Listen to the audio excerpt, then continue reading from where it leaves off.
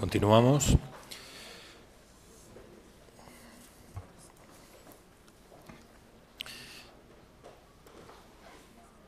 La sesión de esta mañana continúa con la intervención de Eva Parey, que viene de Barcelona y es una fotógrafa freelance, de nuevo, establecida en Barcelona, natural también de Barcelona, y especializada en el reportaje documental y en fotografía de viajes. También lo combina con la docencia y con ya todo tipo de encargos específicos que le hagan, ¿no? De formación es ingeniera, pero ejerce la profesión durante años hasta que decide dedicarse por completo a la fotografía. Tras iniciarse en esta disciplina, en la fotografía, en el año 2004, se especializa en fotoperiodismo y en ensayo social en el Institut d'Estudis Fotogràfics de Cataluña. Actualmente se ha licenciado en Antropología Social y Cultural en la Universitat Rovira Virgili de Tarragona. Ella tiene una experiencia profesional muy amplia. De nuevo, vuelvo a repetir que no voy a estar aquí detallando todas las experiencias profesionales de cada uno de los ponentes, porque si no nos aburriríamos mucho, porque son muy largas y muy intensas, y que podéis acceder a ellas en el campus virtual, ¿no? Pero básicamente subrayaría como experiencia profesional que es una fotógrafa freelance que publica reportajes de carácter social, de actualidad, también de viajes, etcétera, en medios como el Periódico de Cataluña, Yodona, Zapica, Interview, Barcelona Metrópolis, revistas diferentes de diferentes partes del mundo, el Sunday Telegraph, el Daily Mail, Año Cero, Gara, entre otros. Tiene, vuelvo a repetir, múltiples exposiciones y proyecciones, y en cuanto a premios y menciones, pues lo mismo, tiene bastantes premios y menciones, y fue finalista en el Premio Internacional Luis Valtueña de Fotografía Humanitaria, que Olmo ganó. Y decir que es una joven reportera que a través de sus trabajos tanto nacionales como internacionales nos hablará de cómo fotografía y compromiso conforman un binomio que fusiona plasticidad, composición y creatividad con toda una serie de parámetros y comportamientos sociales puestos al servicio de la imagen y de la sociedad. Son palabras de ella. La fotografía comprometida revela, denuncia y sensibiliza con la finalidad de agitar conciencias y con la firme pretensión de querer cambiar una realidad determinada por considerarse injusta. El fotógrafo adherido a este género, según palabras de Eva, tiene un fin que va más allá de lo estético o del hecho de documentar una realidad fielmente, aunque no por ello descuida estos factores, por supuesto, imprescindibles y fundamentales en todo proceso de creación fotográfica. La cámara fotográfica es ese instrumento que permite al fotógrafo sumergirse en una realidad ajena para explorar la alteridad de cualquier individuo o grupo social en conflictos, sucesos o la propia cotidianidad ligada a una situación determinada, política, cultural o social. Parey ha realizado bastantes trabajos sobre la situación de doble marginación que afecta a muchas mujeres por el simple hecho de serlo, como en sus series, por ejemplo, Princesas en Venta o Las mujeres libres en Pakistán. En cualquier caso, lo mejor que podemos hacer, como siempre, es dejar que ella nos hable y que nos enseñe su trabajo y su visión del mundo y de la vida a través de la fotografía.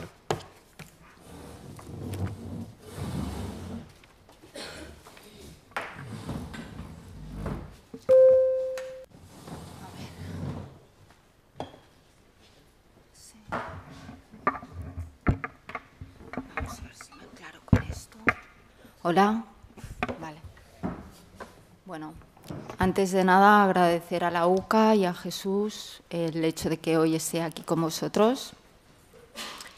Voy a hacer primero una reflexión sobre el contenido de la charla, que trata sobre el acto fotográfico y el compromiso, para luego pasar a hacer una serie de proyecciones sobre mis trabajos.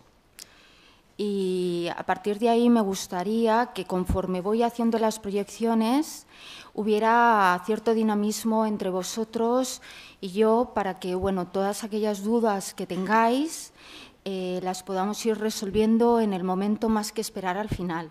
Eso es lo que me gustaría a mí, ¿vale? Vamos a ver si lo conseguimos. Vale, a ver. Es que esto está muy lejos.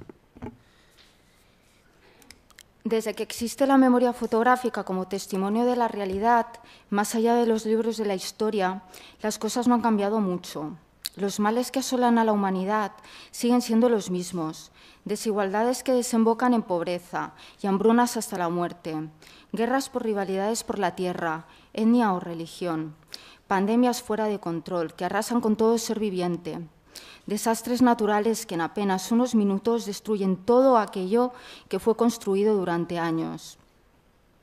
La ambición de unos pocos, la corrupción, el afán de poder y la barbarie humana encabezan muchos de estos problemas que a veces se generan en conflictos. Para la población en general no queda más que la supervivencia, las migraciones y la esperanza de un mundo mejor. Hemos avanzado como sociedad, es indudable, pero todos los avances tecnológicos que se han producido no son al mismo nivel que a nivel humano o social. De hecho, los avances que se han producido son más a nivel paliativo que no preventivo. Los tecnológicos, en el peor de los casos, permiten generar el horror de una forma más eficaz y atroz. Así nos encontramos que los problemas de ahora siguen siendo los mismos que los de hace 30 años, universales, solo que han cambiado de lugar y de forma, en algunos casos persisten, de forma perenne. El hambre, la incerteza y la desesperación siguen azotando a los de siempre, a las víctimas. Y nosotros, los fotógrafos, ¿qué podemos hacer ante esto? ¿Por dónde empezar? Mucho por hacer, ¿no? Ahí es donde uno tiene que hacer una reflexión personal de quién es, qué hace, qué quiere hacer, qué motivaciones tiene y, sobre todo, qué puede aportar. Es un poco complejo porque somos muchísimos que estamos trabajando en esto y entonces realmente tenemos que pensar sobre todo, aparte de lo que nos motiva, qué podemos aportar. Porque, como os decía antes, al final los temas todos son universales. Entonces, aparte de la elección del tema, que es importante también un poco el discurso que nosotros podemos aportar, ¿vale? Hay que hacer como una especie de yo por lo menos sé cómo trabajo, escojo un tema por unas motivaciones X y hago como una serie de indagaciones para ver qué enfoque se está dando del tema. Y a partir de ahí veo claro si tengo algo que decir, ¿no? Cuando veo que un discurso, sobre todo los medios de comunicación, hago un inciso, los medios de comunicación para mí son el canal más importante para llegar al público, al ciudadano de a pie, ¿vale? De hecho, para mí es uno de los canales para difundir mis trabajos más importante. Pero, a su vez, los discursos que generan cada uno de los medios, porque además, como comentaba Olmo, cada uno tiene una afiliación política y, por tanto, define un discurso determinado. Al final siempre van en la misma dirección y lo que nos muestran es solamente una cara de la realidad. Falta mostrar más caras porque la realidad es compleja, en realidad es bastante poliédrica. Entonces, en ese sentido, como os comentaba, detectar un tema, saber, sientes como una especie, yo os comento a nivel personal y yo creo que el resto de compañeros es lo mismo, sientes como una especie de llamada, hay algo muy fuerte dentro de ti que te impulsa a llevar a cabo este tema. Comentaba Olmo que nadie nos va a llamar para hacer un encargo, eso es así ahora en estos tiempos. Somos nosotros los que tenemos que pensar el tema, los que tenemos que asumir todos los riesgos que puedan haber. O sea, de ahí hay que hacer primero un estudio previo, a ver qué enfoque hasta ahora, qué se sabe de este tema, qué enfoque están dando los medios o bien los media, televisiones, periódicos, quien sea. Incluso el imaginario popular es muy importante, ¿vale? Porque en el imaginario popular hay muchos estereotipos y, bueno, es una de mis luchas, aparte de luchar contra las desigualdades o las injusticias, también la de los estereotipos. Y ahí es donde uno de los canales que fomentan los estereotipos son a la vez los medios de comunicación, ¿vale? Entonces hay como ahí una dicotomía, ¿no?, importante, pero es bueno porque tú detectas, digamos, esa carencia, la trabajas, la presentas y tienes salida, porque estás mostrando eso, otra cara de la moneda. Entonces, ¿por dónde íbamos? Bien, lo que os comentaba, una vez que detectas el tema, aparte de documentarse, que me parece fundamental, por supuesto, uno tiene que hacer una valoración de los riesgos que está dispuesto a asumir, ¿vale? Si realmente está motivado por ese tema, estoy completamente convencida que vais a encontrar el modo de poder afrontar o de mirar de cómo paliar o cómo buscar planes alternativos para saliros un poco, ¿no?, frente al obstáculo que pueda aparecer. No hay historia, yo creo, no hay historia social ninguna que no suponga un problema en la hora de la ejecución. Y problemas los hay de todos los colores, ¿vale? Entonces, uno ha de estar preparado emocionalmente, psicológicamente, a encontrarse muchas puertas cerradas, y ahora no hablo ya cuando el trabajo está completamente realizado y uno intenta moverlo, no, me refiero durante la ejecución. Muchas veces te encuentras puertas cerradas porque por diversas razones, ¿no? Puede ser incluso porque no interese, ¿no? O sea, vaya más allá, no interese. Si tú crees en ello, si tú crees en una idea y luchas firmemente por llevarla a cabo, seguro que vais a encontrar una forma de salir adelante, ¿vale? Lo que comentaba un poco, bueno, lo de que podemos aportar, importante. Está bien estudiar las carencias que hay, pero también es importante tener en cuenta los discursos que corren por ahí, ¿vale? Porque si se han creado, si se han construido, tendrán también sus motivos, ¿no?, sus razonamientos. Entonces, en este sentido, no debemos olvidar un poco lo que hay, explorar, ¿no? Yo animo, yo por lo menos la forma en que trabajo es muy exploratoria, ¿no? Intento, por un lado, documentarme, pero por el otro lado intento poner un poco la mente en blanco cuando me enfrento a un trabajo para estar dispuesta a encontrarme el descubrimiento, cosas que no me esperaba, y no tener una serie de prejuicios que condicionen lo que voy a hacer. Sí que es verdad que nos tenemos que posicionar, es muy importante, ¿vale? O sea, ahí es lo que el fotógrafo puede aportar, ¿vale? Su propia mirada, la crítica también, hay que intentar ser críticos.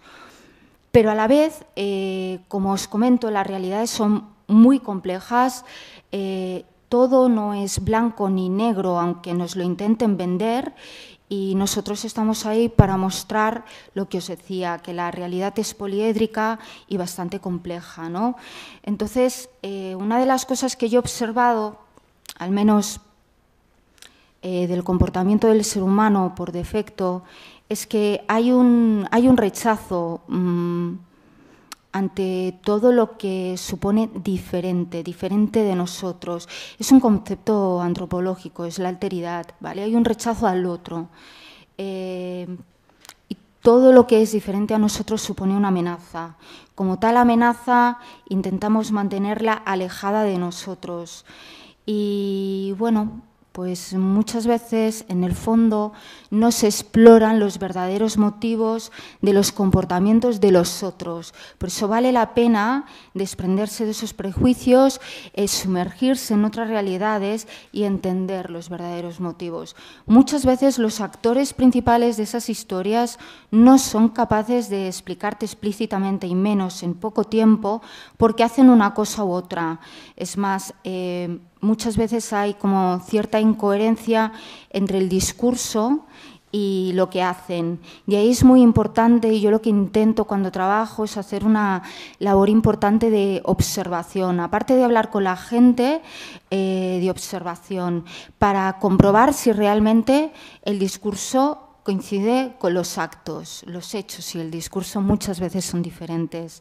Entonces no podemos, por ejemplo, muchas veces lo que hace el periodismo de la prensa diaria, ¿no? Es, a ver, yo lo entiendo y lo defiendo y realmente lo necesitamos, ¿vale? La prensa diaria es necesaria. Necesitamos noticias cortas que nos describan, ha pasado esto de tal manera, ¿no? Es decir, informativamente. Pero es necesario conocer los motivos, como se conocen a partir de la entrevista. Pero muchas veces los argumentos que te dan esos actores no son coincidentes con sus hechos. Y por eso vale la pena estar ahí, no solo para preguntar, sino para observar qué pasa. Incluso esto en antropología se hace mucho. Yo, como os ha comentado Jesús, soy recién licenciada en antropología y utilizo bastante metodología de trabajo de antropología. Y en ese sentido, no te limitas a hacer una pregunta una vez, sino que la preguntas muchas veces de diferentes maneras para ver si realmente lo que te cuentan es real o tiene muchas connotaciones, ¿no? Y de ahí vas atando cabos y vas sacando tus propias conclusiones.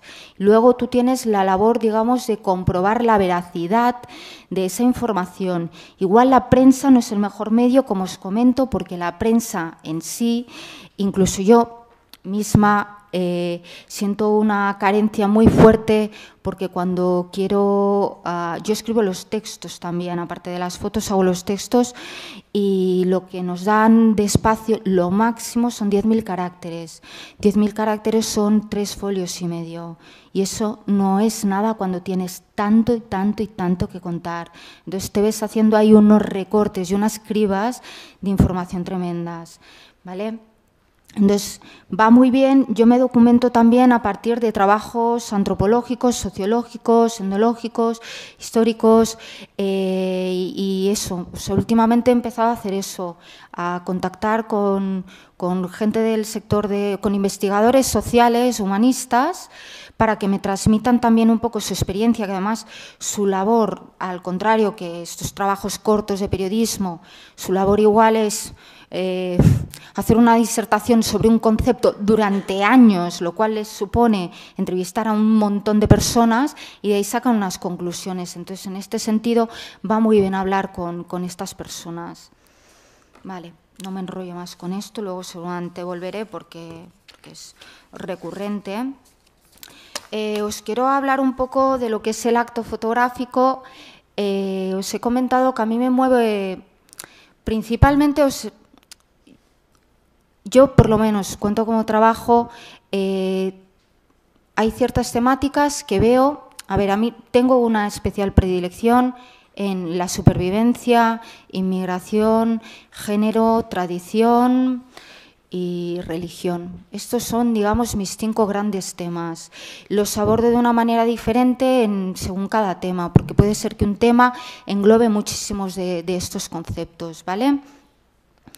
Entonces, aparte, digamos, de esta llamada a la hora de enfrentarme a un tema, hay algo que a mí es realmente, y os lo digo, yo siempre digo que esto es puramente egoísta, luego lo supero, pero es el acto fotográfico. El acto fotográfico le pasa a mucha gente, lo he hablado, es el hecho de estar ahí. Es un concepto que tiene muchísimas connotaciones.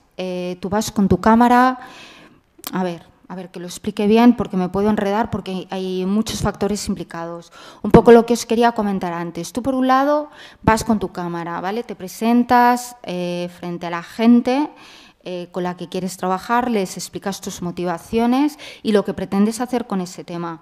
Muchas veces yo, en mi caso, al ser freelance, no puedo prometer lo que va a pasar con ese tema. No puedo hacerlo, es que no quiero hacerlo, porque no quiero crear falsas expectativas, ¿vale?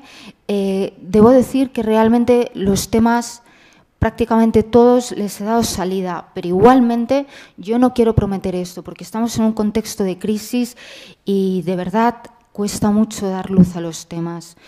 Pero bueno, entonces tú te presentas, explicas lo que quieres hacer, depende del ámbito en el que te metes, adoptas un posicionamiento u otro.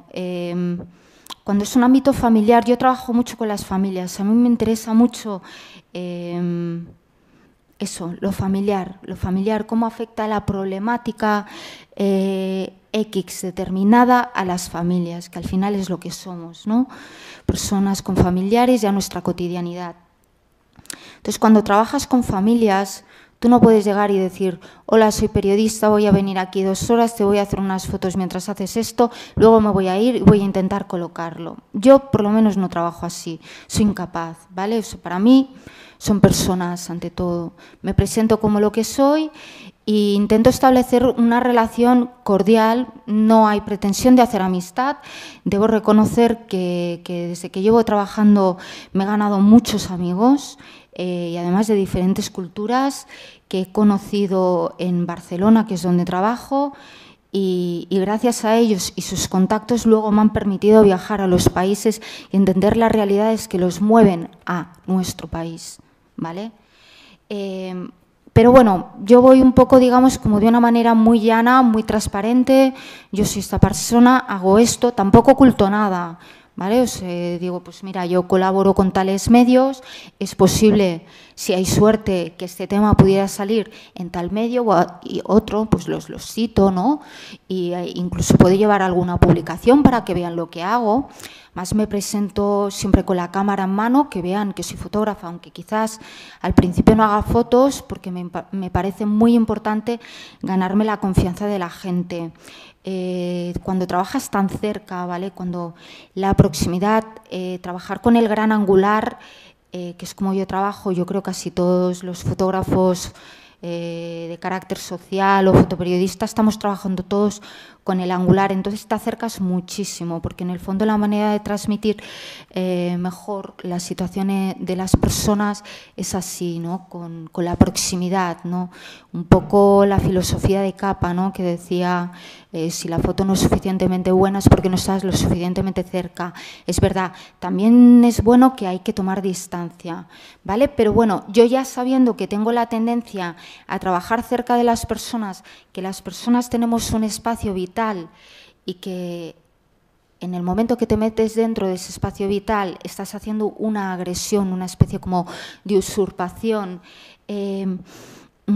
intento que haya como cierta afinidad, que se sientan cómodos, ¿vale? Es la única manera de poder trabajar. Vale, entonces, lo que os decía, vuelvo otra vez a lo del... no, espera, no, ¿ves? Ya me voy. Entonces, es verdad que me presento como fotógrafa, es verdad, según el caso me puedo presentar como fotógrafa, fotoperiodista o antropóloga, o todo junto, ¿vale? Sí, ¿por qué no? Es verdad que si voy igual a entrevistar a un etnólogo, pues le digo, yo soy antropóloga y hablamos un poco de tú a tú, ¿no? Pero también le explico que la entrevista va a ser para un periódico, ¿no? Con lo cual, o sea, todos sabemos de qué va la cosa. Pero también es verdad, como os comentaba, que al trabajar con personas, ellos son tus actores, ellos son voces invisibles hasta ese momento, tú te conviertes en una especie de altavoz, ¿vale? Les das vida, les das voz, luz, iluminas, das forma a su historia y sabes que esas historias, compartirlas, van a ayudar a otras personas que pueden estar en su situación o pueden ayudar a sensibilizar, a concienciar, reflexionar, que es un poco, por lo menos, una de mis aspiraciones dentro de lo que es la fotografía en este ámbito. Entonces, en ese sentido, reconozco que para mí la reciprocidad es muy importante. A mí no me basta con llegar allí y decir, bueno, hola, muy buenas, vengo aquí a hacer esto y adiós, hasta otra, ¿no? No, yo no trabajo así. O sea, es buenas, yo soy fulana, soy mengana, yo les hablo también de mi vida, creo en el intercambio cultural. Lo que sí que intento buscar puntos en común. Yo creo que por más diferente que sea una persona que esté ante nosotros, siempre hay puntos en común y mi labor es encontrarlos desde el principio. En el momento que sé que una persona es como he vivido yo a nivel personal, la verdad es que he vivido muchísimas cosas, tengo experiencias bastante intensas, entonces en ese sentido siempre puedo tirar de mi biografía para compartir alguna experiencia. Eso además también me ha ayudado a empatizar mucho con su situación y ellos yo creo que lo notan y entonces en ese sentido se te abren las puertas, ¿vale? Y a partir de ahí puedes empezar a trabajar. Pero como os digo, una forma paulatina. A ver, todo depende también del plazo de tiempo que tengas. Si estás de viaje, por ejemplo, realmente vas a contrarreloj, ¿no? Porque tienes un billete de ida. Yo, por lo menos, ¿vale? Yo tengo cargas familiares y no me puedo plantear cogerme un billete de ida y bueno, ya veremos cuando vuelvo. No, yo no me lo puedo plantear. O sea, cojo un billete, más o menos hago una previsión del tiempo que voy a necesitar para desarrollar esa historia. Intento, por supuesto, todo lo que sea establecer contactos y dejar claro lo que voy a hacer. Si lo puedo hacer desde Barcelona, mejor que no llegar allí y igual encontrarme un portazo, ¿sabes?, en pleno terreno. No. ¿Vale? Lo que os decía un poco, minimizar los imprevistos, no los riesgos. Otra vez, a ver, no te queda más remedio, ¿sabes?, que decir, bueno, pues me presento en persona y lo que tenga que ser será. También, también la improvisación, por lo menos es una de las herramientas que yo utilizo bastante. Y yo creo que todos, en el fondo, establecemos un plan A, plan B, plan C y plan D, ¿vale? Y a veces te encuentras llegando al plan D, a veces. Vale. ¿Veis? Ya me voy un poquito. Bueno, lo que os decía, pues un poco eso. Estaba hablando de la reciprocidad. Yo, por mi parte, para mí es importante, si puede ayudar, sobre todo cuando trabajo con inmigrantes que están aquí, están muy perdidos, no conocen cómo funciona nuestra sociedad, cómo funcionan las instituciones y tal.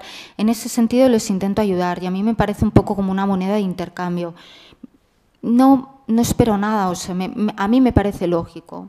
Yo pienso que cada uno tiene que actuar un poco con respecto a sus principios, a su integridad y a la honestidad. La honestidad es vital, pero bueno, luego cada uno con sus principios y su forma de trabajo. De todas maneras, yo os digo que ya, o sea, hay historias que voy en plan periodista total, ¿vale? Y que digo, oye, mira, tengo que hacer esto y yo qué sé, ahora, por ejemplo, el último viaje que hice en India, yo iba a hacer mi historia, la mía, la que yo quería, que era la de los fieles bañándose en el Ganges, el ritual y tal, pero tenía claro que había una carencia y un desconocimiento muy fuerte sobre la posición de la mujer en India en cuanto a materia espiritual. Y eso lo tenía que sacar, para mí era una obligación, aunque luego gráficamente, por falta de tiempo, lo resolví más periodísticamente que otra cosa, es decir, me limité a hacer unos retratos rápidos de estos que funcionan muy bien para mostrar en prensa y ya está. Entonces, esa parte, que es la que quizás menos disfruté, pero que es importante, y de hecho es lo que he publicado, ¿vale? Pues ahí sí, me contraté un fixer, fuimos, hicimos las entrevistas, pim, pam, pum, y ya está. Pero el resto, mi movida, que era lo que a mí me llevó allí, era el ritual en el Ganges. Y eso es lo que hice, ¿no? Y entonces, por ahí igual un mismo trabajo lo desbrozas y una parte va a un lado, otra parte va a otro. Eso también está bien, ¿no? Cuando hacéis una historia, pensar... ostras, pues ya que estás ahí, igual puedes no limitarte a hacer las fotos que tú querías hacer para tu tema. Yo en este sentido soy, bueno, un poco práctica. Entonces, si puedes aprovechar para hacer otras fotos que te pueden servir, pues desde eso, como para un reportaje de viajes, como para hacer un tema de entrevistas de las mujeres santas de la India, pues adelante, aunque lo mío sea la catarsis que tienen los fieles cuando están haciéndose el baño y las purificaciones, ¿vale? Bien, pasamos al acto fotográfico. Vale, lo que os comentaba, el acto fotográfico se habla poco, pero está ahí, es algo maravilloso. No sé si, supongo que muchos habréis leído a Susan Sontag, el ensayo de Evangelios fotográficos habla sobre esto y además muestra todas las caras del acto fotográfico. Entonces, el acto fotográfico es la captura en sí. De por sí, a ver, hay, digamos, dos polarizaciones muy opuestas, que son, por un lado, aquel que concibe el acto fotográfico como la captura de la realidad bajo un ideal, o sea, bajo la completa objetividad, ¿vale? Hay quien cree que eso es posible, ¿eh? Yo no. Y yo creo que ninguno, pero bueno, hay quien cree eso. Y luego el caso contrario, muy interesante, por cierto, en el que yo creo, es el que el fotógrafo cuando retrata se autorretrata. Y en el fondo, cuando nosotros los freelance estamos escogiendo historias, estamos completamente implicados y ese es el motivo por el que cogemos un tema y a pesar de que nos cierran 1000 puertas y tenemos tantos problemas, tiramos adelante porque en el fondo creemos en ello, porque hay algo de nosotros en ello, ¿vale?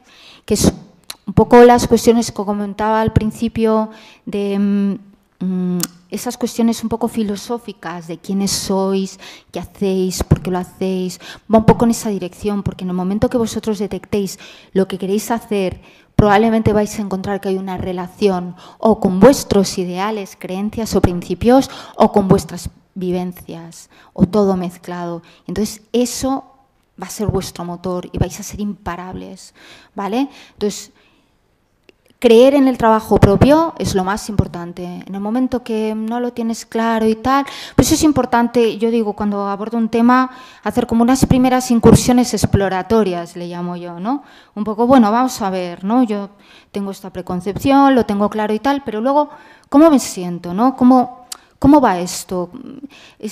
A ver, la frustración, no sé si alguien os ha hablado de la frustración, pero la frustración forma parte de nuestras vidas, ¿vale? No solo las satisfacciones, la frustración y por tanto tenemos que desarrollar una tolerancia a la frustración bastante grande y para ello, como os decía, si tú crees firmemente, pues bueno, las vas encajando, además como tenemos un montón de ejemplos de celebridades, ya no hablo de fotógrafos, sino de celebridades que a lo largo de su vida han intentado 1000 cosas, no les ha salido, pero como creían fielmente, han seguido insistiendo y lo han conseguido, pues eso, por lo menos a mí, me impulsa a seguir adelante y de momento pues no me quejo, aquí estoy, ¿vale? Entonces, sigo con el acto fotográfico. Vale. Hay una actitud, yo creo, y que lo niegue, bueno, no sé, a mí me parece obvio, hay una actitud como muy depredadora cuando hacemos fotografías, ¿vale? Hay un deseo incontrolable de querer poseer, atesorar esa realidad dentro de la cámara, que se imprima ahí, ¿no? En el material fotosensible, de que llegues a tu ordenador, lo puedas ver. Eso yo creo es lo primero que nos mueve, ¿vale? Luego, por otro lado, la cámara, que es maravilloso, fijaos que muchísimos fotógrafos, yo creo la gran mayoría trabajamos con reflex, no es solo por el tema de las ópticas y tal, no, es por el visor. Es porque miramos por el visor. Y en el momento que nos ponemos la cámara delante de la cara, así, que nos tapamos, en realidad nos estamos ocultando. Y bueno, es como una especie de coraza, ¿no? A través del objetivo nos sumergimos dentro de esa realidad, que además el objetivo la amplifica de una manera tal que tú estás dentro completamente, aunque en ese momento solamente seas un testigo, pero tú estás dentro. Pero por otro lado, esa cámara supone un muro, no solo para ti psicológicamente, porque muchas veces lo que retratas es tan duro que realmente necesitas ese muro para poderte proteger, ¿vale? Sino también ese muro es bueno para los que están al otro lado, para que no se sientan invadidos, ¿vale? El hecho de que tú estés agazapado de la cámara. Bien, a ver, continúo un poco, creo que todo esto ya lo he dicho. Pasaría ahora ya un poco al compromiso y luego ya pasaríamos a las proyecciones y entonces vamos comentando un poco, digamos, cómo he enfocado cada uno de los temas y tal. Vale, entonces, el compromiso. Esto del compromiso, a ver, es algo inherente al fotógrafo que decide por retratar algo social. De una manera o de otra se compromete, ¿vale? ¿Qué grados de compromiso hay? Es bastante complejo, ¿no? Ahí, bueno, existe un poco el mito, la leyenda, ¿no?, de que el fotógrafo aspira a cambiar la realidad. Es cierto, al principio pasaba, es verdad. Sí, a principios del siglo XX pasaba. Muchísimos fotógrafos consiguieron cambiar la realidad. También es verdad que los contrataban para eso, los contrataban para que documentaran y a partir de sus fotografías poder cambiar la realidad, ¿no? Por ejemplo, comentaba Olmo la crisis de la Gran Depresión del año 29 en Estados Unidos. Dorothea Lange y el resto de compañeros que fueron contratados por la Farm Security Administration, también Walker Evans, se encargaron de retratar a los jornaleros que estaban tirados, literalmente, ¿vale?, en los campos. Aquellas fotografías cambiaron la realidad de aquellas personas, pero era porque estaban contratados por un departamento para ayudar, ¿vale? Muchas veces el problema que tenemos los freelance es que como hacemos nuestro tema por los motivos que os acabo de dar, pues realmente nos falta esa parte. Estos organismos hoy en día no existen. ¿Por qué? Pues porque estamos bombardeados por 1000 imágenes, millones al día. Entonces parece que no es necesario, da la sensación que no es necesario, ¿no? Pero en aquella época sí se cambiaban las cosas. Lewis Hine, por ejemplo, es otro ejemplo, ¿no? Más actual tenemos pues al corresponsal de guerra, a James Knightsway, que bueno, ha conseguido efectuar el cambio, ¿no? En el sentido, sobre todo, él dice, a nivel de conseguir ayudas y fondos para intervenir, para ayudar a las personas afectadas por los conflictos bélicos, las víctimas. Entonces, un poco uno tiene que plantearse, dentro del tema que decide trabajar, hasta dónde puede llegar, ¿vale? Y entonces uno se va poniendo, yo en mi caso pues empecé un poco con unas aspiraciones básicas, en el sentido que mi intención era difundir, llegar al máximo público posible y un poco con la idea de, bueno, si consigo cambiar la forma de pensar de una sola persona, a mí ya me vale. Luego he comprobado que ayudas a reflexionar y a cambiar a más de una persona. Y eso es una satisfacción. Pero llega un momento que cuando estás metido demasiado en una historia, hay una cosa que se llama impotencia.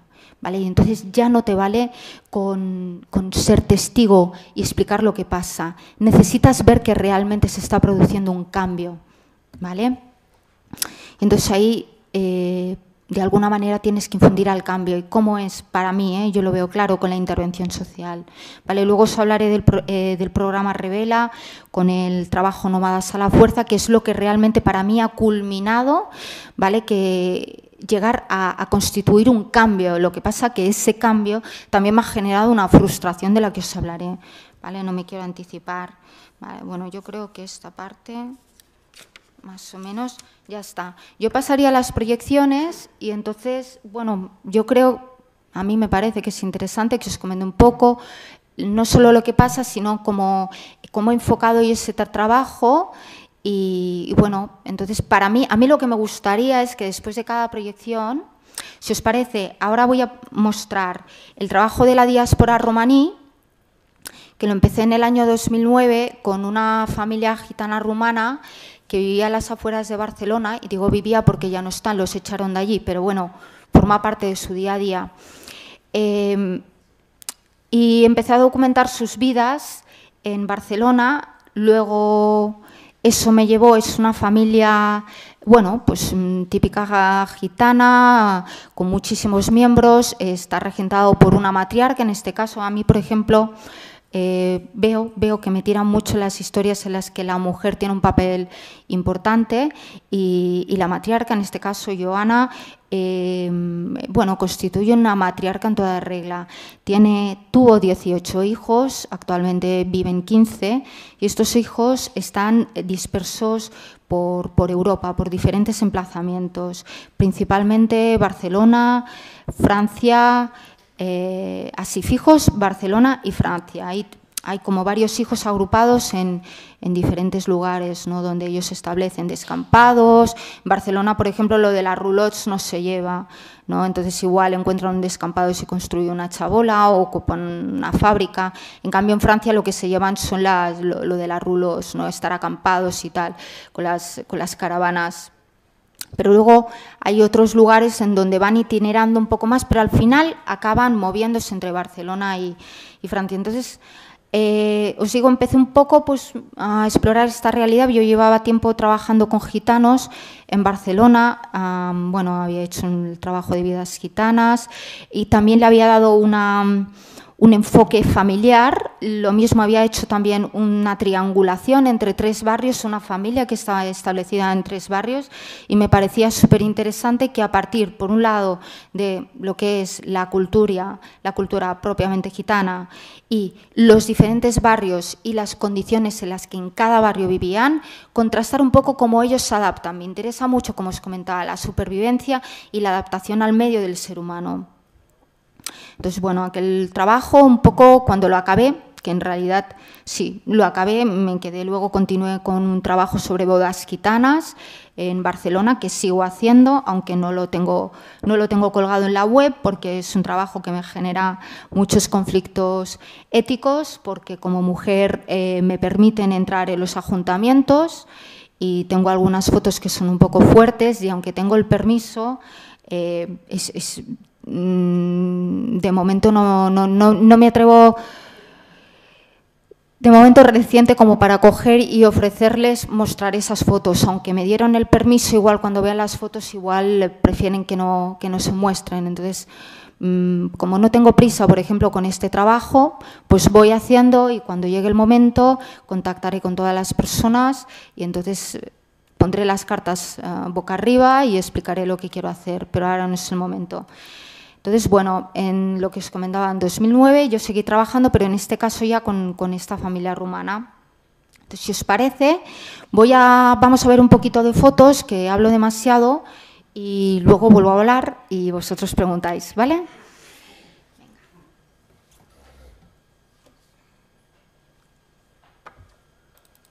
Empezamos con el trabajo de Barcelona para que veáis un poco la progresión, ¿vale?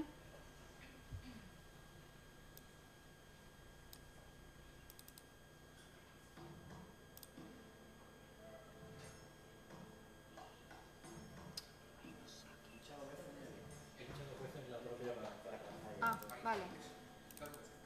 Genial.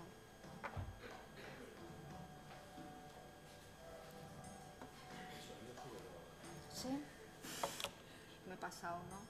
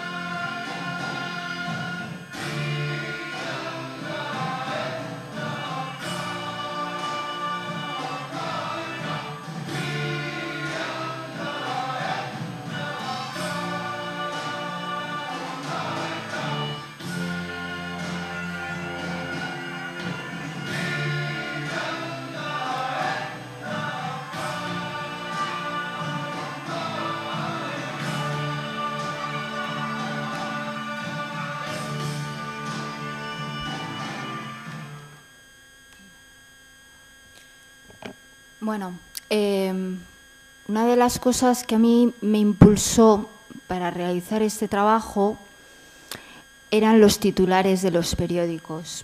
Todo lo que se decía sobre los gitanos rumanos tenía que ver con robos, todo, absolutamente todo. Lo que decimos, ¿no? Lo del titular, los estereotipos, ¿no? Hasta el punto que realmente, o sea, hay un miedo ciudadano hacia estas personas. Es muy importante esto, porque además yo estando con ellos he vivido temporadas con ellos y es curioso porque ellos también nos tienen miedo a nosotros, el mismo pavor. Es muy curioso pasar al otro lado.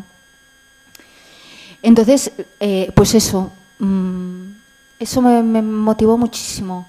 Luego, por otro lado, me atrapó al principio la idea, era 2009, la crisis ya había empezado, pero todavía no está afectando a la mayoría de la sociedad, ¿vale? Solamente afectaba a unos pocos, no era tan visible, todavía incluso estaba negando, ¿no?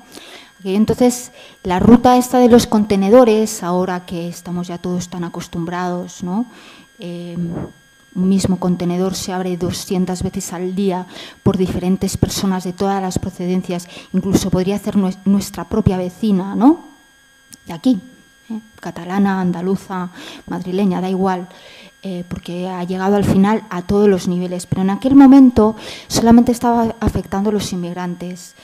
Entonces, bueno, yo empecé un poco a hacer este trabajo explorando cómo ellos se ganaban la vida como chatarreros, sus técnicas de trabajo y tal.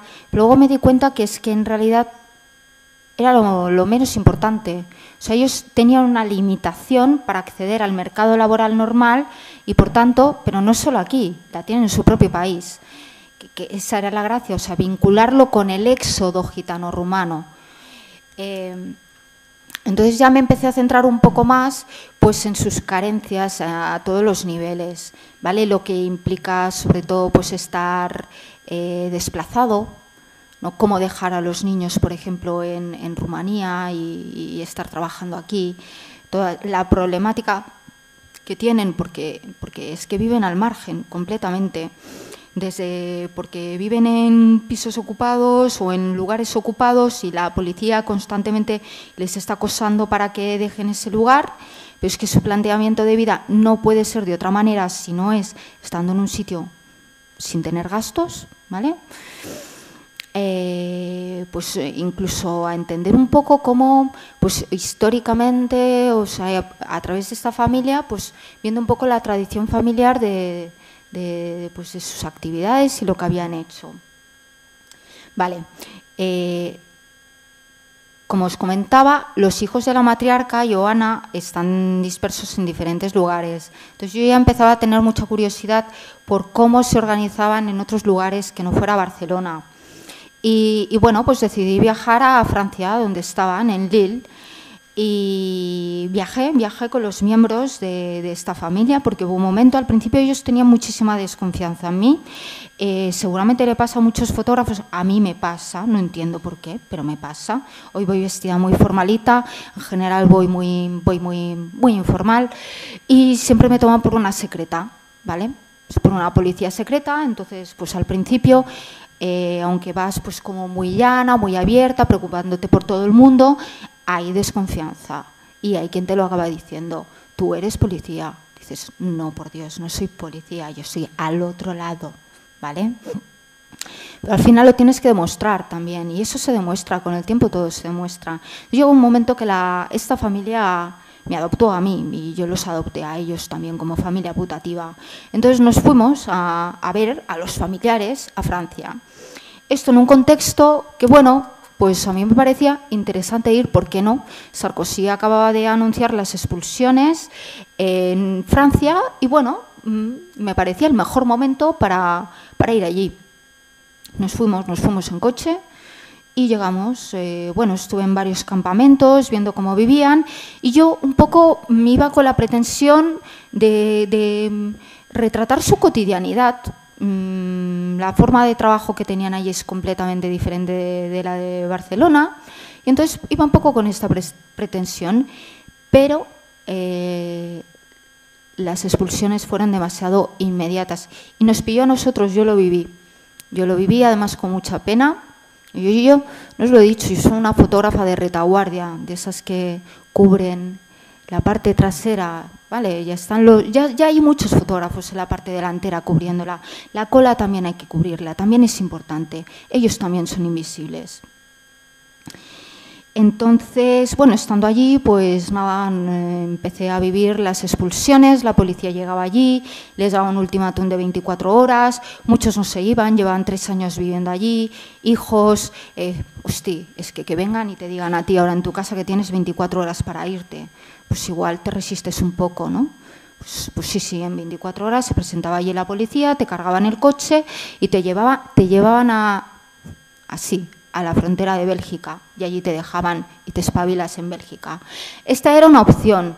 Con esta opción no te fichaba la policía, tenías la suerte de que no estabas en los registros policiales de Francia. Luego tenías la otra opción, suculenta para algunos, que es que te dan un billete de vuelta a tu país y te fichan. Entonces, como estás fichado, si tú vuelves eres un delincuente. Todo eso es ilegal, se llama discriminación, se llama violación de los derechos humanos, ¿vale? Pero ellos no lo saben, no tienen representantes. Viven en la completa ignorancia, no tienen la culpa, ¿vale? Estamos condicionados a donde hemos nacido, nosotros somos afortunados, tenemos acceso a muchas cosas, ellos no. Entonces, pues bueno, en el caso de la familia con la que yo estaba, ellos fueron hasta incluso más inteligentes, porque bueno, como están acostumbrados a que los van echando de todas partes, pues lo vieron claro, dijeron, 1, no quiero que me acompañen a Bélgica, me voy por mis propios medios. 2, paso de irme en avión porque estaré fichado, porque yo lo que voy a hacer es volver en 6 meses, porque este es mi medio de vida y en Rumanía me muero de hambre, ¿vale? Es así, en Rumanía pasan hambre.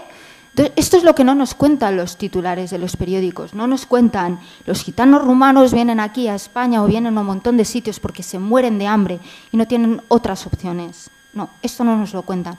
Nos cuentan las fechorías que hacen algunos. Bueno, fechorías hacen muchos, ¿no? No solo ellos, ¿no? Bueno, os muestro nuevamente el vídeo.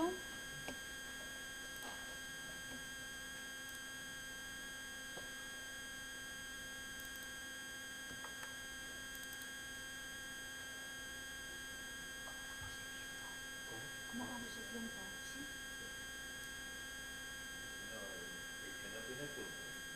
Ah. Sí, ¿no? Aquí.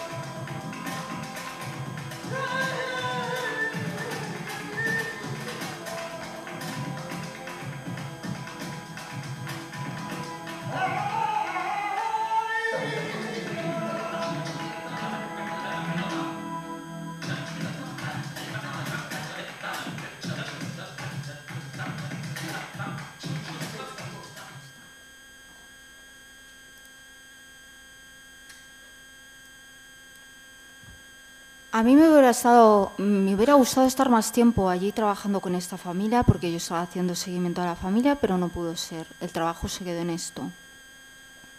Ellos han vuelto, están en otro emplazamiento y, bueno, mi pretensión es en algún momento acercarme allí. Lo que pasa es que tengo que ir con alguno de los miembros de la familia, porque ser aceptado por los gitanos es difícil, ¿vale? Hay muchísima desconfianza, mucha suspicacia hacia nosotros, porque ellos se han visto muy perjudicados por nosotros. Vale. De este tema os quería comentar una cuestión técnica que yo creo que es importante, como bueno, en el discurso que os leía Jesús, ¿no? Una de las cosas que a nosotros nos condiciona a los fotógrafos no es solo el estar ahí, ser testimonio, ¿no? Hacer buenas fotos, la postproducción también es muy importante. No solo a nivel de discurso y de qué fotografías seleccionamos, incluso el montaje que damos para que la narrativa sea coherente, sino que el tratamiento debe ser, de alguna manera, debe de atrapar a la gente, ¿vale? Porque al final estamos súper bombardeados de temas, ¿no? Y de fotografías.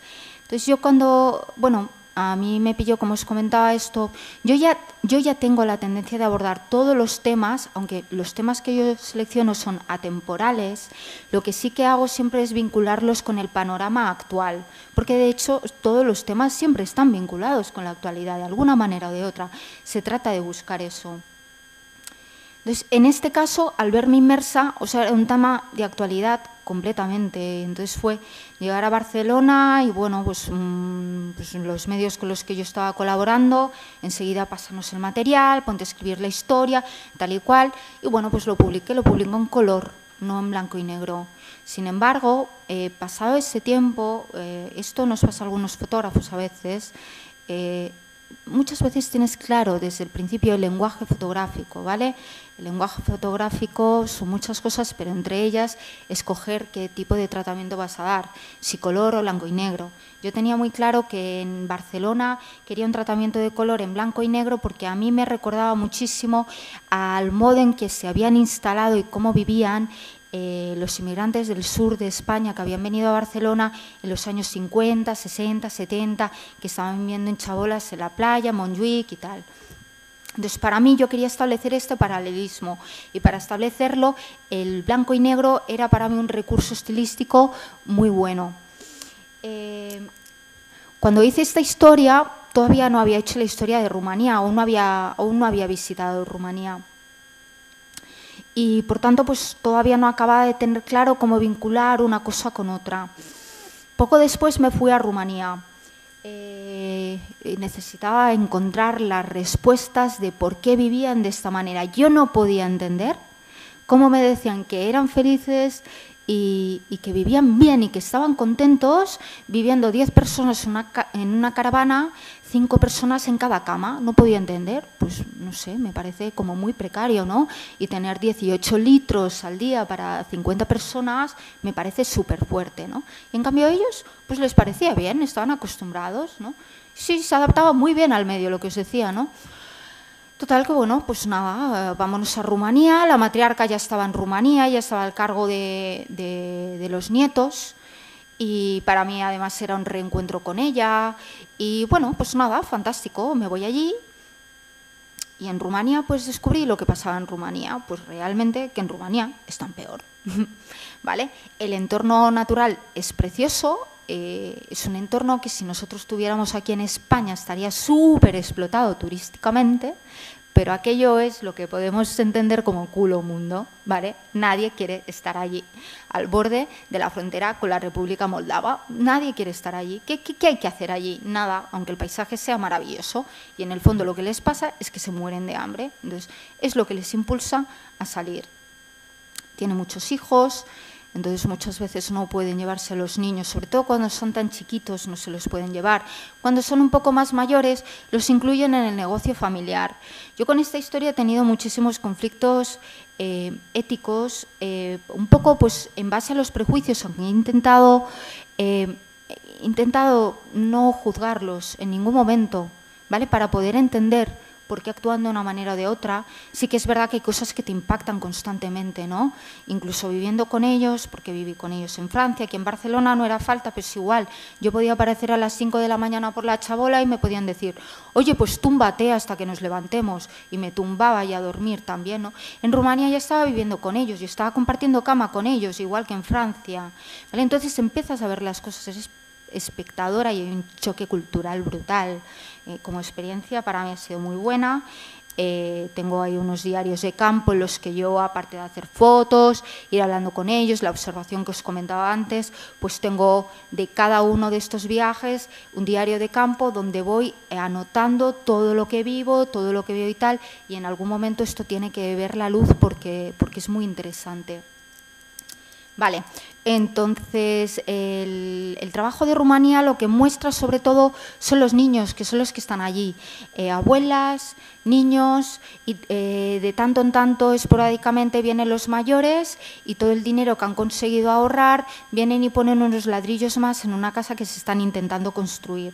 Es verdad que se están creando clases sociales dentro de ese pueblo. Yo de momento me he concentrado en esta familia, que desgraciadamente mi familia, o buenamente, no lo sé, ¿vale? Son de los que ponen pocos ladrillos, porque los que ponen tantos ladrillos y construyen palacios, uno empieza a pensar que quizás pues, ha hecho ciertas actividades igual un poco ilícitas, ¿no?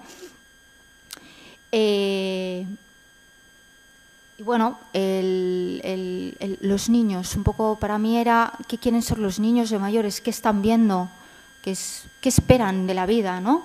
Entonces, para mí fue muy fuerte, ¿no? Pues ver una niña que me decía, no, yo ya soy mayor, yo espero casarme en 1 año, 2 años, 3 años, mira, sé cocinar, sé hacerlo todo, ¿vale?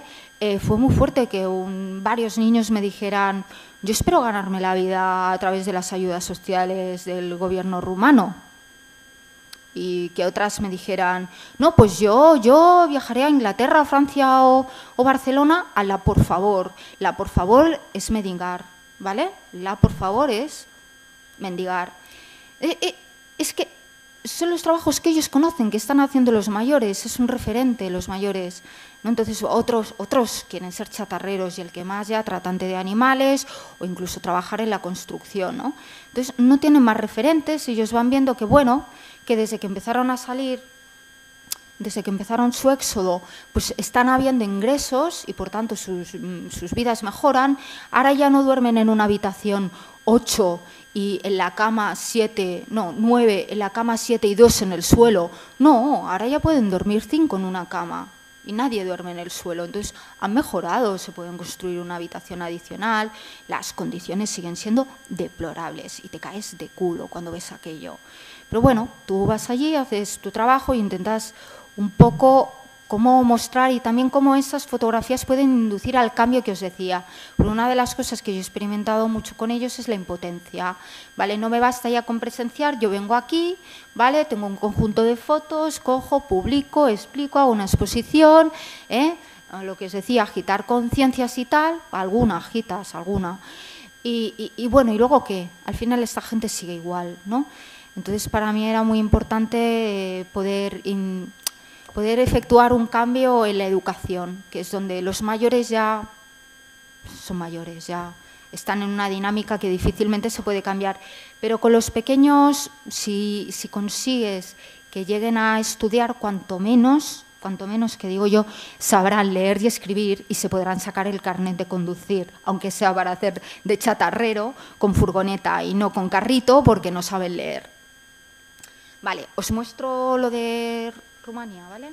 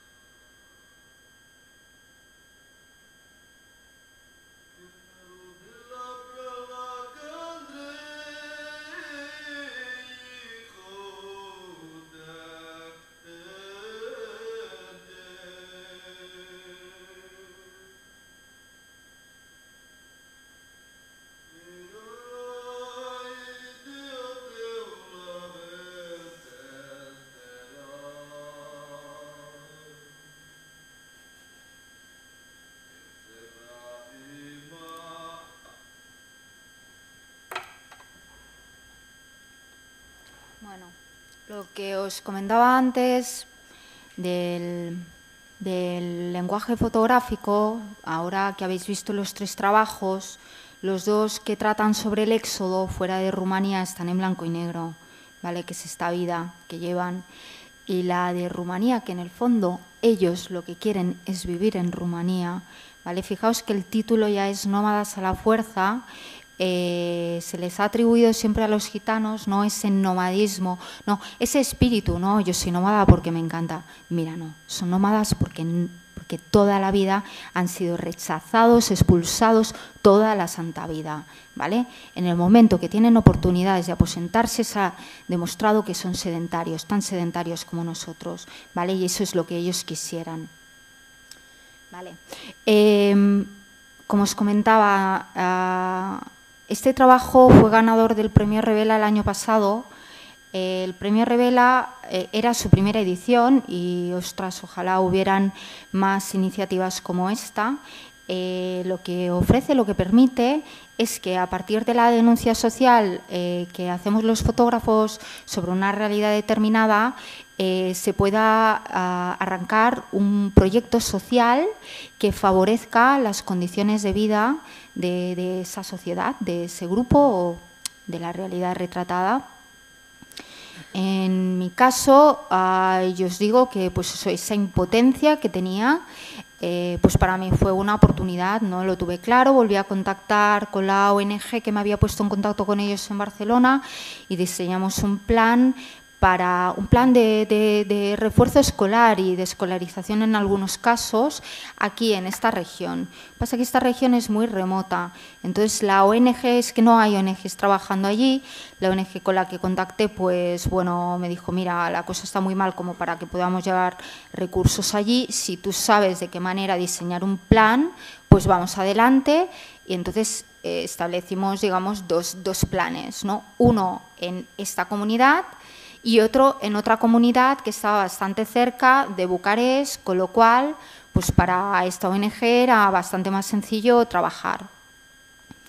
Entonces, bueno, pues yo encantadísima de la vida, cuando el trabajo salió seleccionado entre los 5 premiados, pues contentísima. Entonces ya solo había que poner en marcha ambos planes, ¿no?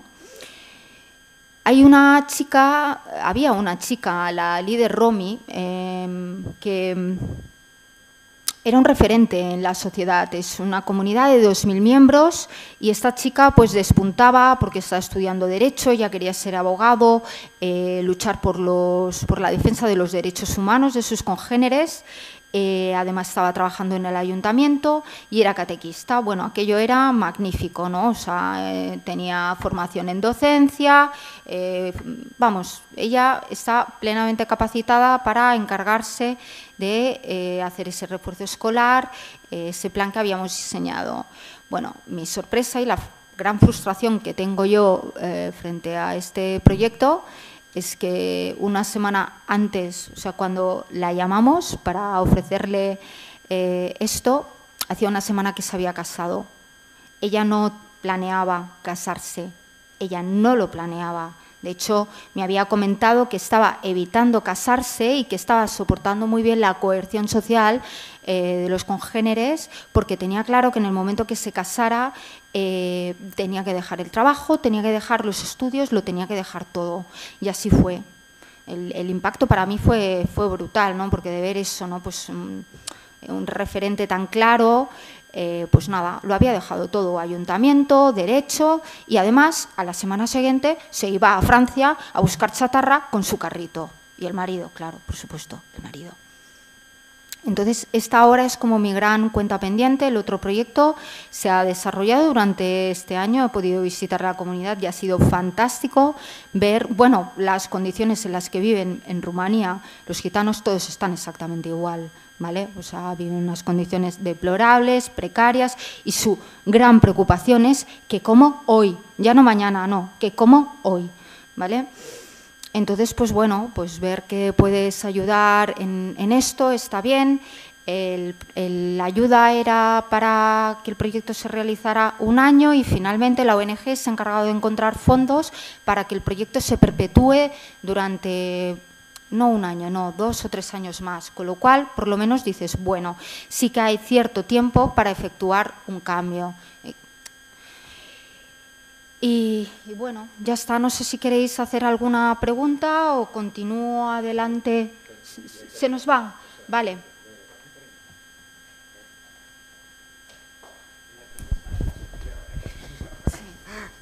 Mira, Eva, estaba viendo el reportaje y lo que estabas diciendo, y entonces esa chica que se ha tenido que casar ahora, bueno, se ha casado, entonces todas estas cosas que estáis haciendo, que es interesantísimo, además me encanta estéticamente, todo este último trabajo es estéticamente bellísimo, pero también esa labor de cambio que queréis hacer, ¿cómo es posible que se pueda hacer si las tradiciones de ellas, por ejemplo, eso de casarse tiene que dejarlo todo, eso no se puede cambiar? Está claro, habría que respetarlo. Entonces, ¿cómo se hace ese cambio? Pero yo no entiendo esa doble faceta. El cambio está sucediendo, pero el tanto por ciento de cambio es que es bajísimo. O sea, hay casos contabilizados, pero es que estamos hablando igual de un 1%, ¿sabes? Entonces, tan bajo que igual en una comunidad no tienes ninguna de estas personas que realmente llegan al ámbito universitario.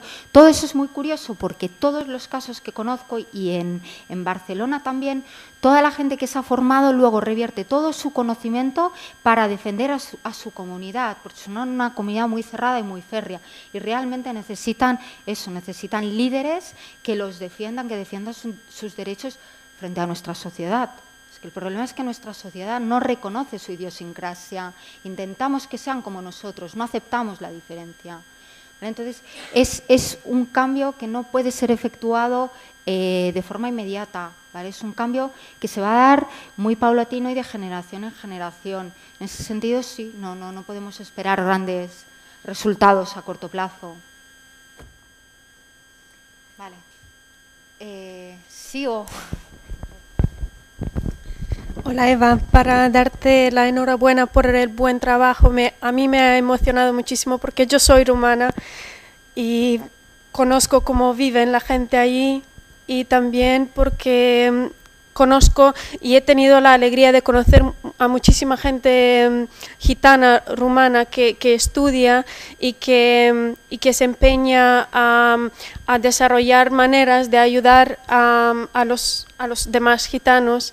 Es un problema muy grande de mentalidad y claro, y en Rumanía y en todos los países miramos a los gitanos con mucho prejuicio y tenemos que aprender a tener la mente abierta. Mi pregunta es, yo no sé cómo están vistas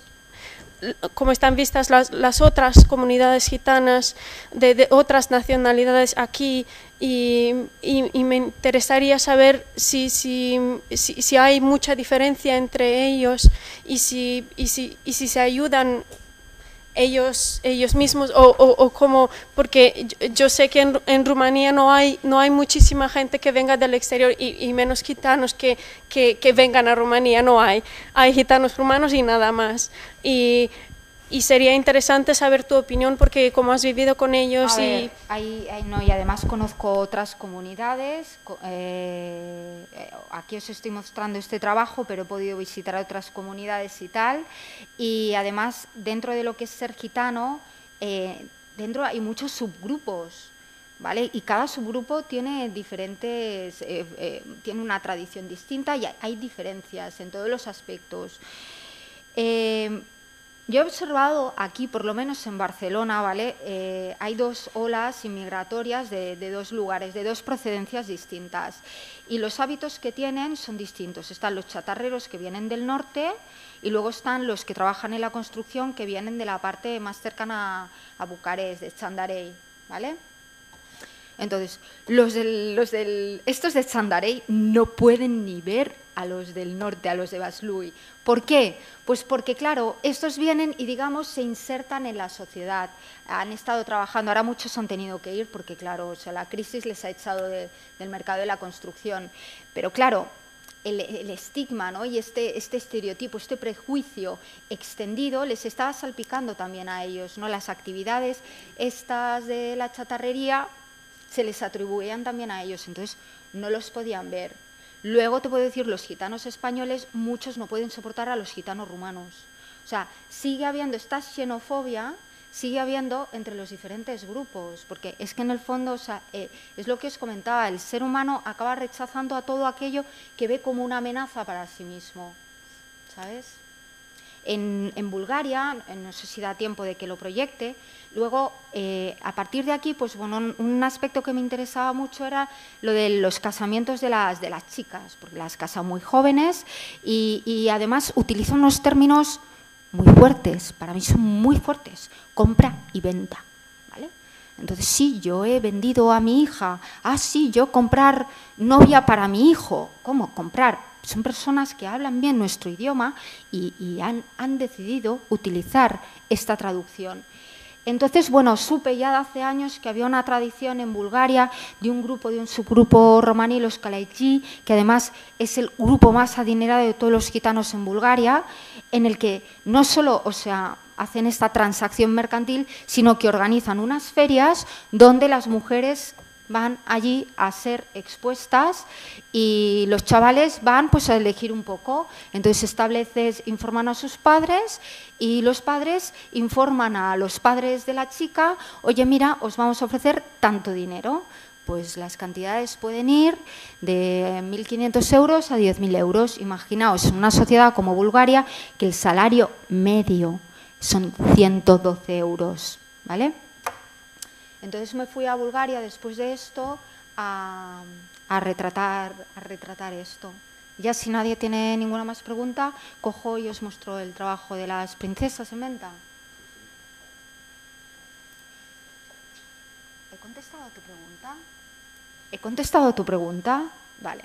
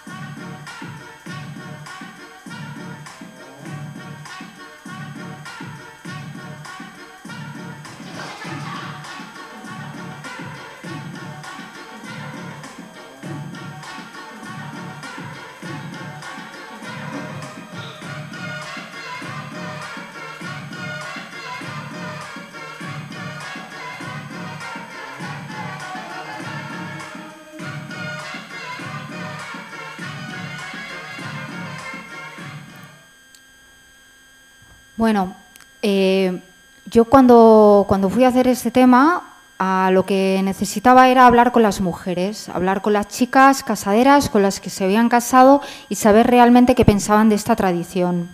Bueno, además necesitaba constatar si realmente el término compra y venta, tal como lo entendemos nosotros, es como lo que están haciendo. Es un poquito más complejo, pero al final es eso.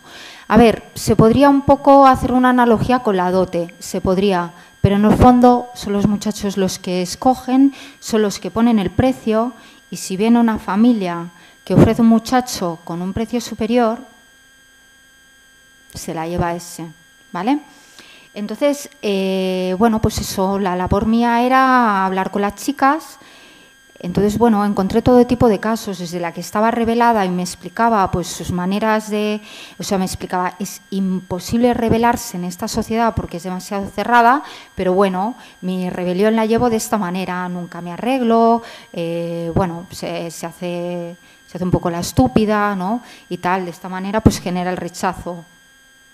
Luego pues también habían casos de fugas, también casos de mujeres divorciadas, y un poco fue el enfoque, ¿no?, que vi.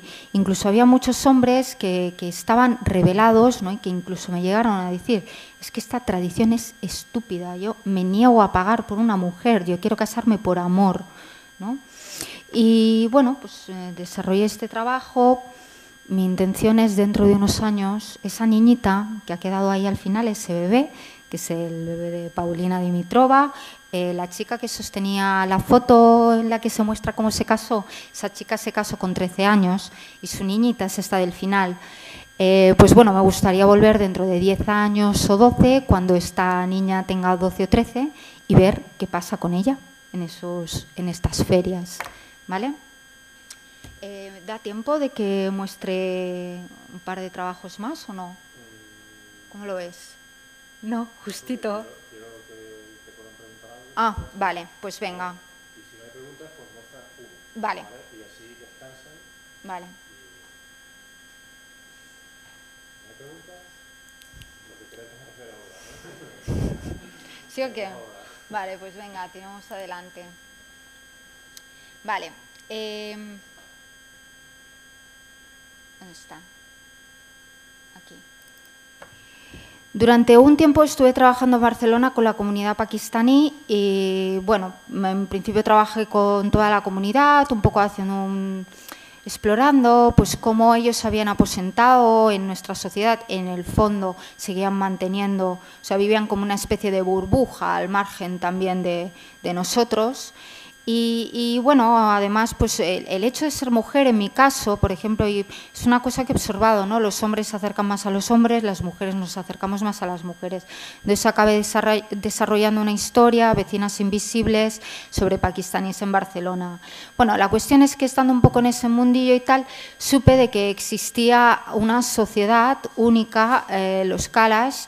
Este es un tema muy antropológico, yo os lo digo.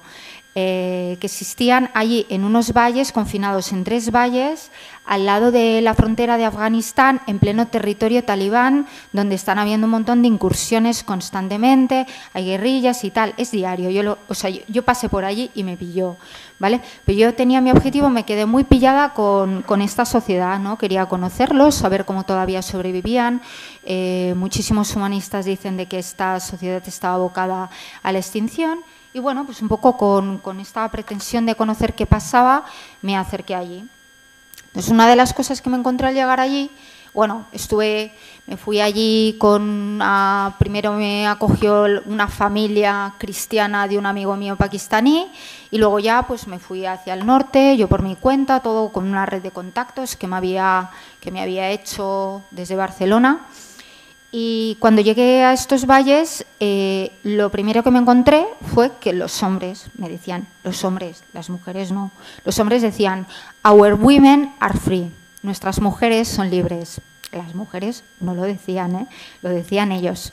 Entonces había, digamos, como este constructo social de cómo eran las mujeres, pero ¿por qué? Porque en aquellos valles las mujeres eran supuestamente libres en contraposición con las mujeres vecinas musulmanas, que tenían que ir con la dubata, y muchas otras con el burka, ¿vale? Entonces, claro, entrar allí, bueno, era un cambio. Las mujeres pueden decidir con quién se casan, pueden decidir si se quieren divorciar, y eso no supone un estigma.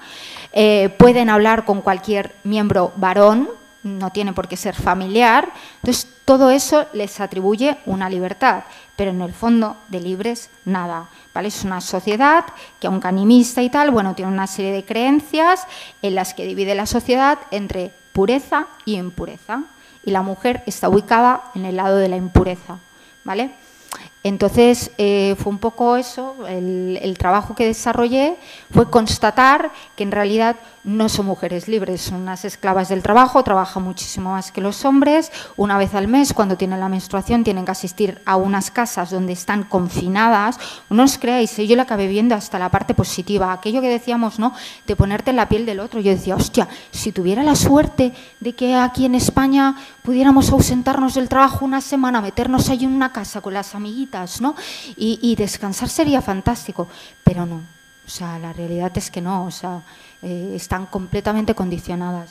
Entonces, bueno, paso el trabajo, ¿vale?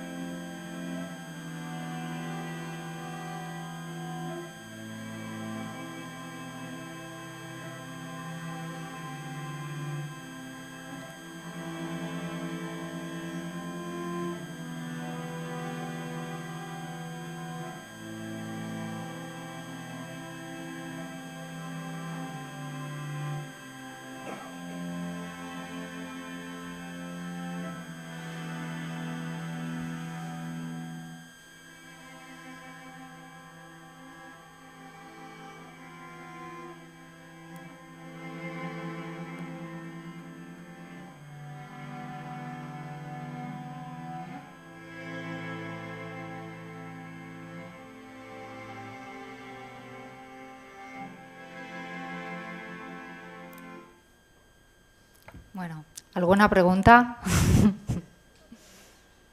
Ahora es el momento. ¿Nadie se anima?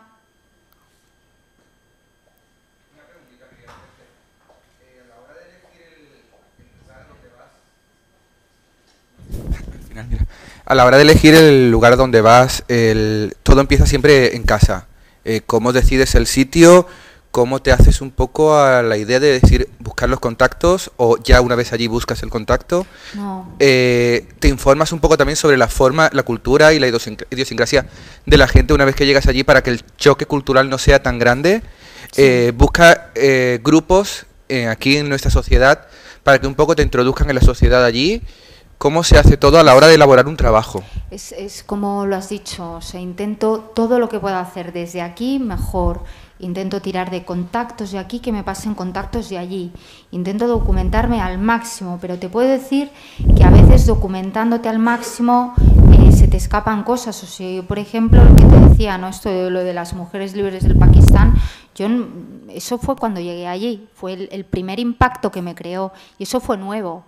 Pero en cambio sí conocía, yo no sé, esta cultura es complejísima, yo no os voy a contar ahora cómo funcionan, pero yo la conocía bastante bien. Lo que pasa que, si miras de ligarlo, todo aquí. Igualmente, a veces te queda alguna cosa suelta, ¿eh?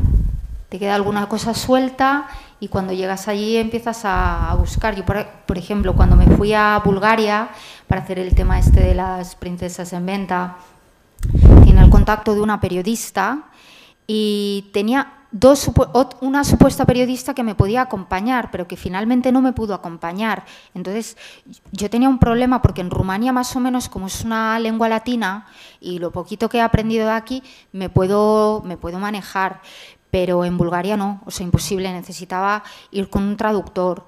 Entonces, en realidad, para mí lo ideal era, yo al final trabajo sola, para mí lo ideal es ir con un periodista, que el periodista haga su labor, yo hago la mía, fantástico, los dos vamos juntos y tal. Yo hasta el momento no he encontrado un periodista que se quiera poner la financiación antes de coger y recibir, ¿entiendes? No he encontrado, que no quiere decir que no los hayan, no se ha cruzado por mi camino. Entonces, finalmente, ahí, por ejemplo, tuve que improvisar, no empiezas a tirar de todos los contactos. Tú tienes lo que te decía, plan A, plan B, plan C, plan D. Entonces, empecé a tirar de varios contactos que tenía y finalmente encontré a una periodista que iba a cubrir la historia y me fui con ella. Y me fue fantástico porque todas las entrevistas que hice, pues ella era como mi fixer, traductora, era todo. ¿Sabes? O sea que en el caso en el caso de Pakistán, yo estaba también con gente. En el caso de Pakistán, tuve un fixer que me lo recomendó Roberto Lozano, que es, no sé si lo conocéis, pero ahora acaba de dar a la luz un documental sobre los fotoperiodistas españoles que están trabajando en zonas de conflicto, que es Roberto Lozano.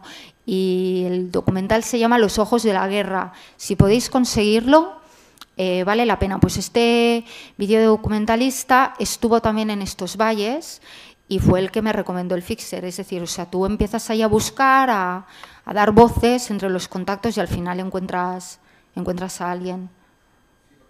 Supongo que una vez que llegas al sitio, tú ya llevas la idea de cómo quieres hacer tu trabajo, pero lo que te encuentras, o por lo menos qué pretendes hacer, pero cuando llegas allí te encuentras con una realidad totalmente diferente y tienes que cambiar completamente todo lo que pensabas hacer. Exacto, es que hasta que no llegas al lugar, yo por lo menos, ¿sabes? O sea, coger y decir lo que te decía, un lenguaje fotográfico sin estar allí, soy incapaz.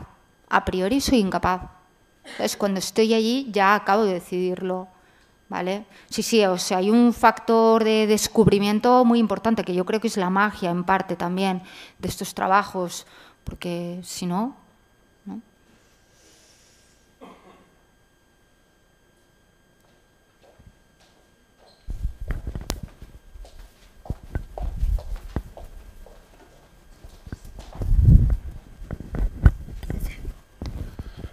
Sí, yo ahondando un poco en el tema este del lenguaje, ¿no?, que nos has hablado, te quería preguntar sobre precisamente eso, la elección de blanco y negro color. Has mencionado antes que en el caso de la comunidad rumana, ¿no?, era según el éxodo o si estaban allí, ¿no? Y te quiero preguntar si realmente esa es la motivación o... Bueno, imagino que habrá muchísimos más temas, sí, ¿no? Pero... Sí, hay muchísimos más factores. O sea, si os enseñara las fotografías del tema de Francia, de los gitanos, en color, yo creo que os caéis un poco de culo. Porque, claro, la chatarra, la grasa, cómo visten ellos con unas disparidades de colores tremendas. Todos los elementos de color que en ciertos temas te pueden ayudar a enfatizar una idea, en este caso era todo lo contrario, ¿sabes? Distraían. Entonces fue pasarlo al blanco y negro y decir, hostia, primero, homogeneidad en todas las fotos. La grasa ya no molesta, ¿vale? Es así, en blanco y negro la grasa no molesta, en color molestaba muchísimo, ¿vale? Pero no, o sea, primero fue la idea un poco de mantener la coherencia con el trabajo de Barcelona, porque te digo que yo hasta que no me fui a Rumanía no tuve claro que la triangulación tenía sentido y que ya no era un tema local de Barcelona, sino un tema universal, la diáspora rumaní, ¿vale? Hola.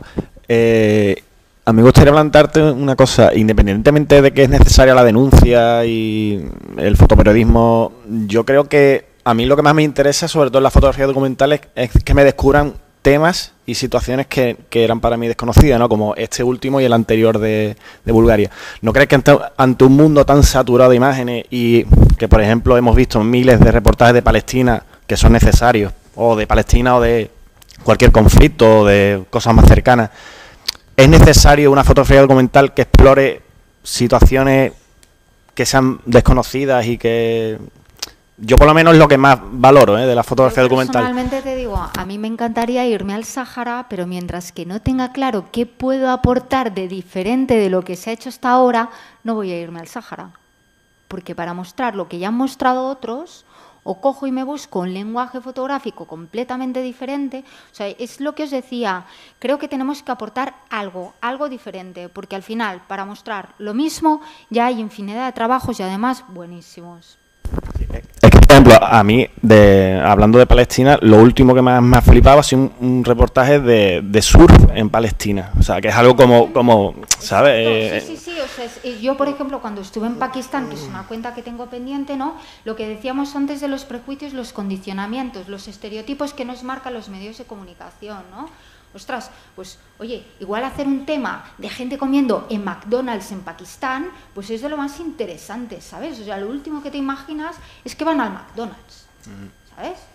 Porque te han metido en la cabeza que todo el día van armados ahí, ¿sabes? Con bombas y se van tirando en todos los mercados, ¿me entiendes? Pero claro, hay muchas cosas, ¿no?, que tienes que valorar, ¿no? Ese sería esto que te digo, un tema igual más sociológico. Hay que buscar también que ese tema acabe teniendo salida, ¿sabes? Porque en el fondo tenemos que hacer un equilibrio entre esa exploración, lo que podemos denunciar o mostrar o informar, pero a la vez cómo podemos recuperar ese dinero que nosotros hemos puesto inicialmente. Entonces ahí tienes que hacer una valoración, ¿no? Es un poco complejo. Y después la última apreciación, tu trabajo en color me parece que el blanco y negro es bueno, pero ya el color me parece que es mucho peldaño por encima, vamos. Por lo menos mi opinión, vamos. Vale.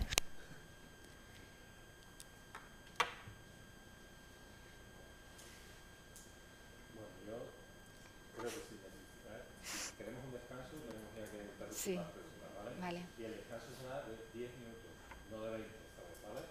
Porque lo que no quiero es que tengamos que salir a las 3, sino como mucho, a las 3 menos 20, ¿vale? Entonces, 10 minutos.